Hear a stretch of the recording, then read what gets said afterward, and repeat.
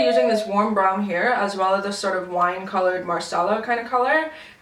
Really pretty, beautiful color. And this color was really popular a few years back. I think it was like the 2015 Pantone color. And so I wanted to use it because it's really pretty. For brushes, we're only going to be using 3, technically 2. I'm going to be using a 217 for my crease, as well as a 239 flat brush for the lid color, and then just a clean brush to help blend out the edges. You can use any sort of clean brush that you want. I'm just happen to use this big guy here that I love. One thing I find really interesting about these shadows is when you dip your brush into it, there is a little bit of kick up in the pan, but I find that kick up sticks to your brush, and then when you go to apply it, it really doesn't have that much fallout. It's kind of the weirdest thing. So that's actually one of the claims when you read the back of the box. It says, easy to blend, no fallout, long stay. I always still just tap off my brush. That's something I've always done. But the color actually really sticks to the bristles of the brush, which is interesting. Alright, so then we're just going to take that brown shade and we're going to just apply that right into the crease. Another thing I really like about these eyeshadows is that if you were to take a stiff brush and really pack that color on, you're going to get the exact same color on your lid that you get in the pan, which is really cool. But if you use a different brush and a lighter touch, they blend out to a lighter version of that color.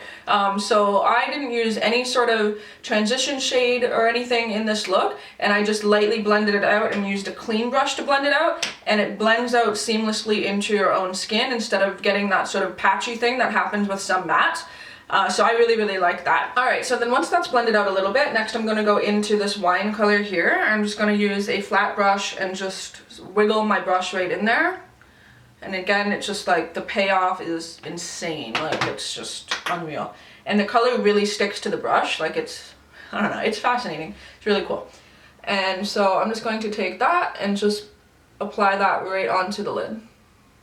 So you can see that I just applied that onto the lid and it almost blended itself into the other crease color, which is awesome. So you can see just how easily that applied, and it almost just blended itself right into the crease color. It does say on the box as well about how the texture is all one consistent texture, which I can really tell when I go to apply it because it just sort of seamlessly blends into each other, which is beautiful. That's what I mean by, like, this is the most like insane matte eyeshadows. I've never tried something quite like this before, and they're amazing. I'm kind of just blown away like every time I apply them because I'm just like, this is the coolest thing. It's really hard to explain how good they are because they're so different than other mattes that I've had. Just a little bit of that brown again, just to help blend, but I mean really I could walk away like that and it looks fine. But I'm just using it just to cater to my own need to blend, I guess. Also gonna take a little bit more of that wine shade, apply that right underneath the bottom lashes. And using what brown is left on the brush to just blend that all out. So then that's the finished eye look with the eyeshadow, and my best way to sort of describe the texture is that it just melts into the skin.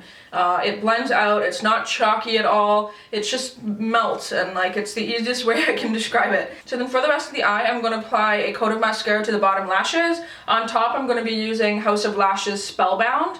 Then I'm going to come back and show you how I'm going to finish up the rest of the face. Alright, so then this is what the final eye looks like with the eyelashes.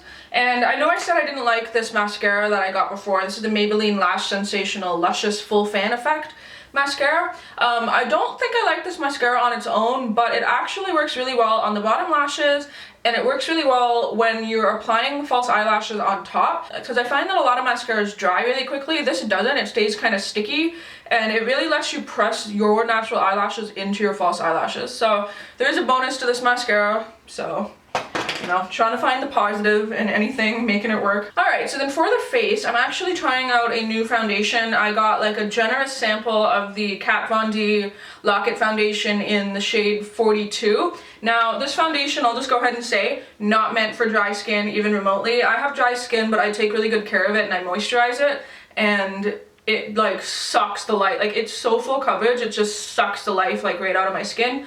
But like other foundation brands, yo, this shit actually matches me. Like, you guys don't really get to see sort of how pale I actually am. So this shade, which is essentially like the lightest foundation in Sephora, actually complements my like neck and stuff. I'm willing to deal with the fact that it looks a little bit dry if it means that like it actually matches my fucking body. For my contour is actually this shade from the Neutral Matte palette from Viseart. It seems a little silly to use like a $100 eyeshadow palette as a contour shade, but I really like it, so whatever. For blush, I have a little bit of a light blush on, which is actually dipping my brush into the same color that I used on the lid.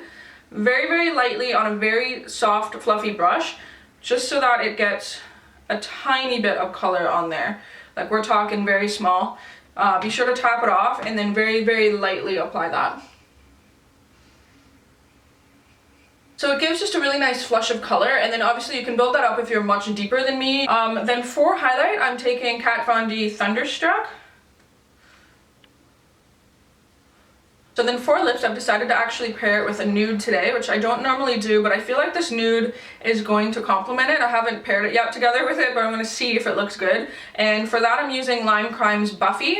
It's a little bit more of a brownish light nude, so I want to see if it looks well with this. I was worried that I wasn't going to like this lip color with this, but I actually really like it. You guys know I normally pair smoky eyes with dark lips because that's just my personality, but I actually think that this really looks nice. So yeah, that is day 2 using the Viseart Dark Matte palette. Again, I don't know how to pronounce it. I've heard it pronounced both Viseart as well as Viseart, so...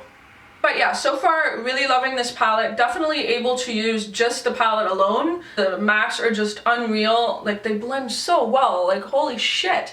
Like, what? You know? So yeah, I'm very excited to continue using this for the next 3 looks. I really want to use like a look using blue, because you guys know I don't typically do blue. I'm naturally gravitated towards warm shades. So I don't use blue, and I don't use green very often, and I really want to touch this green. Also the purples, and not gonna lie, I just pretty much want to put that orange shade like all over my face. And yeah, leave me any comments down below about how you're liking it, and until my next video, I will talk to all you soon. Bye!